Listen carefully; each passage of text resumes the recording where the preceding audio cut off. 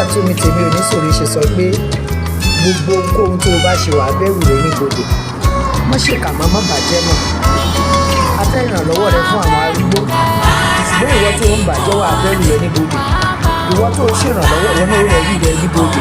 Oníkálukú ni ó jèrè iṣẹ́ rẹ̀. Má ṣe bàjẹ́ ẹ̀mí náà nítorí kò ṣeré tó fẹ́ gbà níbẹ̀.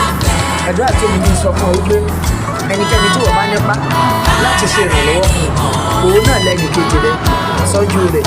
A fẹ́ ìrànlọ́wọ́ rẹ̀, ṣùgbọ́n ìwọ ń bàjẹ́. Ọlọ́run á sọ fún kálukú lẹ́nu iṣẹ́ ọwọ́ rẹ̀.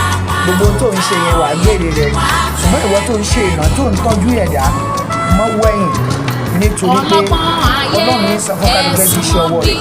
Gbogbo alábẹ̀rẹ̀ ara wa níbo ni àdúrà tó mi lónìí sọ fún ikú ràn wá lọ́wọ́ á lè dára fún ọ. God bless you. Wà á bẹ̀rù ẹ̀ níbo ni o.